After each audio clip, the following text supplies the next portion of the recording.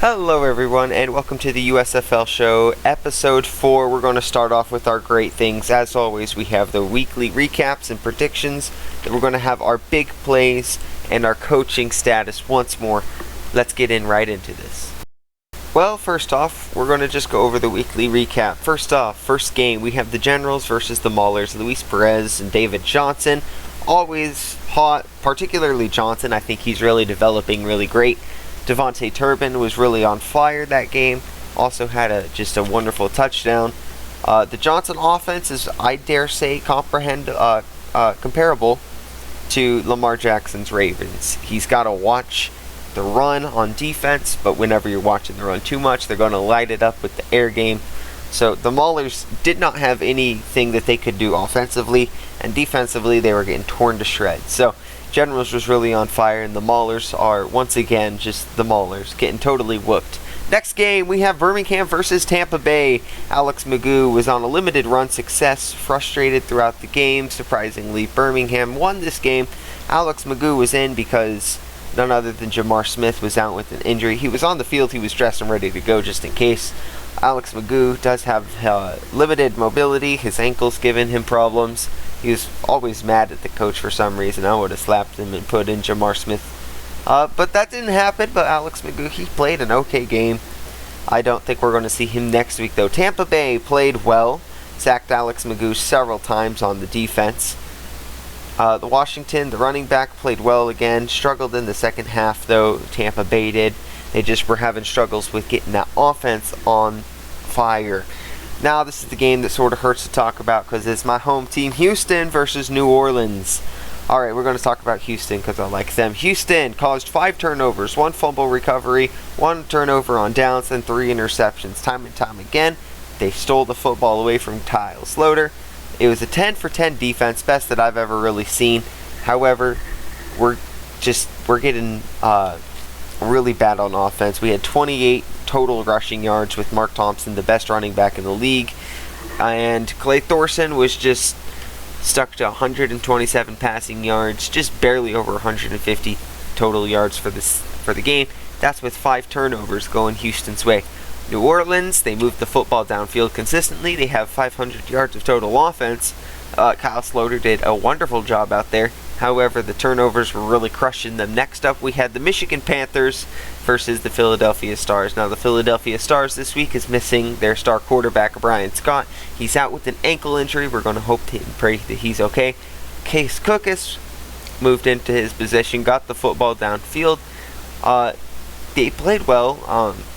I just think it's Michigan playing bad. In the end, Jeff Fisher didn't hire a good kicker, so we saw a 1-point game go towards the Philadelphia Stars because Michigan's coach thought he could go cheap and only hire a punter. Now it's time for the week predictions. We're going to start off with some big news. I hereby affirm that Birmingham is definitely going to the playoffs. Whether they win or not in the playoffs, that's yet to be seen. However, Pittsburgh is also eliminated from the playoffs. Birmingham's going, Pittsburgh is not. Here's the thing with Birmingham, they've got the home team crowd. They're always going to win their games because no one cares about the other team. They've got home team advantage every week. Pittsburgh, however, is struggling in every way, shape, and form. Kirby Wilson is, they need to fire that guy and start over from scratch. I didn't think it was going to be possible to have a team as bad as the Houston Texans in the very first year of a USFL. Anyway, we have, for our next week predictions, Houston's going to beat Pittsburgh. It's going to be a close game because Houston doesn't have an offense. Pittsburgh has a reasonable defense. Next up, Birmingham is going to beat the Stars by about 10 points.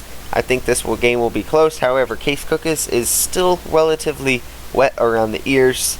I think with Birmingham's home field advantage, the Stars are just not going to be able to get it done. They've also got Scooby Wright that's going to blow through the Stars' offensive line, which is already proven to be porous. Next up, we have Tampa Bay. I think Tampa Bay is going to beat Michigan. Now, both teams haven't been the consistent powerhouses that we wanted them to be, but I think Tampa Bay is going to have the better team out on that field, and it's either going to be a complete blowout or it's going to be rather close. But I don't think either one is going to really shine. It's going to be a rough game to watch. Then We're going to have the New Jersey Generals playing the New Orleans Breakers. I'm going to say New Orleans wins if they keep the turnovers down low. Kyle Sloter moves the football down the field. With New Jersey, Mike Riley's always switching out the quarterbacks in unopportune times. But I think the Breakers, what we're going to see is we're going to see Kyle Sloter really move that football down the field next week. Hopefully he's going to keep better care of that football. And I think David Bellamy and the Breakers defense is really going to shine off and take on the New Jersey Generals. I think if they just stick with Johnson, I think New Jersey's going to be able to keep this game a close one. This is going to be a great game to watch. Keep you posted on that later. But that's all we have for predictions. Moving on to the next segment. It's time for our coaching analysis. Let's start off first and foremost. We're going to have Coach Skip Holtz with the Birmingham. Now here's what I love about Skip Holtz. They were pointing it out in the broadcast last week. He's got great information. He doesn't just say, do better. He says, hey, you can do better with this, that, and this, and so. So he gives them great information. I wouldn't say his people skills are the best because Alex Mago was already grumpy, and he never really got Alex Mago really focused back in that game. He comes off as just a bit sarcastic, but hey, he's undefeated. He's got great play calling. He's number one any day. Larry Fedora. I said that he's getting carried by his team when I started this, and my opinion has not yet changed. He doesn't even call the plays to his player. That goes straight to the offensive coordinator, to Kyle Sloter. I think he's got good people skills. He keeps his team relatively focused, relatively hyped on the sidelines, and he's got okay play calling. He's 3-1. He's doing a pretty good job. Number 3, we have Mike Riley. I like how Mike Riley really helps his people out with good information, just like Skip Holtz. I love his people skills. He has a 2-quarterback system, and neither one of them have blown up at each other just on the sidelines. He keeps a good, solid team. He's able to keep it very good. Now, when it comes to his weird, different quarterback ideas, I don't know why he's got the 2-quarterback system going. I don't really like it. His play calling's alright. I do like Coach Riley, and that's why he's number 3. Just slightly below Larry Fedora. I might switch those later on. Next up, we have Todd Haley with Tampa Bay. I like what I've seen with Todd Haley, as in, like, he gets the job done. His players aren't fighting on the sidelines. He's got okay play calling. However, when he had that massive shutout, we really saw that maybe his head coaching experience isn't the best. Now, he does have a 2-2 team, and he was able to beat several harder teams. That's why we've got Todd Haley, where he is at number 4. Number 5, we've got Bart Andrus. Now, here's the thing with Bart Andrus. I like his coaching. He's got good information. He's got an okay play calling. And the game plan worked well with getting a strong offense. Now, when it comes to draft picking, he's absolutely atrocious. He totally whiffed on all of his linemen, and his star quarterback was hurt relatively quickly. Only game 3 in this season, and he's out. So, next up we have number 6. Now, Coach Sumlin with Houston. I don't know what to think about him yet. He's a typical Houston coach, can't finish out a football game, and always causing his fans heart trauma because they're always so stressed. His quarterback situation is funky.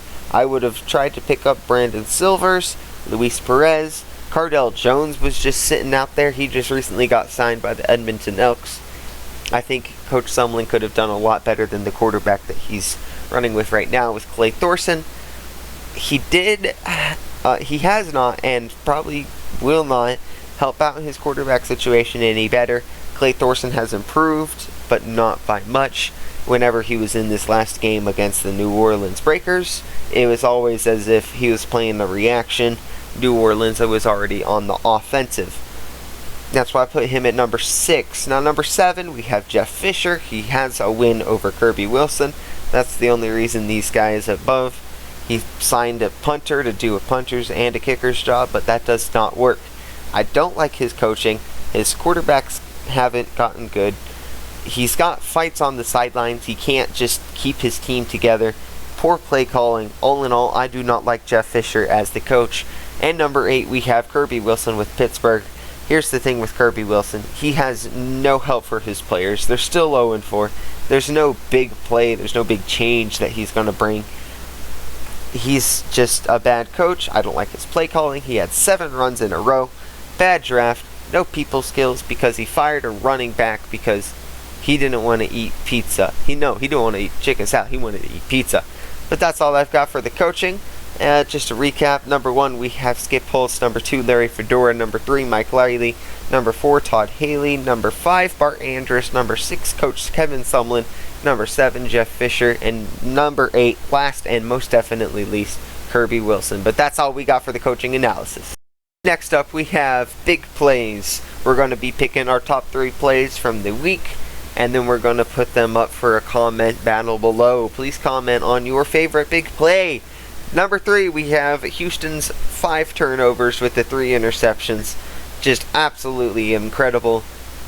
Really turning the football over. 10 for 10 defense. Number 2, we have the Michigan's missed field goal by not even that far away. Lost the game. Good job hiring a punter instead of a kicker. And last but not least, we have the double reverse. Absolute launch by the Tampa Bay Bandits. Look at that throw by Jordan Ta'amu. That's all we got for big plays today. But hey, that's all we have for today. So in conclusion, in the North, the top dog is New Jersey. They just barely lost to the Birmingham Stallions. I think Mike Riley's going to really figure this thing out. His 2-quarterback situation is a little wing. But he's gonna figure that out as long as he doesn't just keep committing. I think Luis Perez is definitely going to be either a backup, maybe trade him. I'm not sure. No one's been traded yet in the USFL, not from what I've seen. But I would love to see Luis Perez get traded, maybe for a draft pick next year. I think he's a good quarterback, a good solution. And the South Division, the South is still very wide open. I would love to see if Houston could maybe power through Pittsburgh next week. I hope they will. They better, because it's Pittsburgh. But yeah, that's all I got for you today. I hope you enjoy the rest of your fantastic afternoon. And may the Lord bless you. Pittsburgh is the worst team.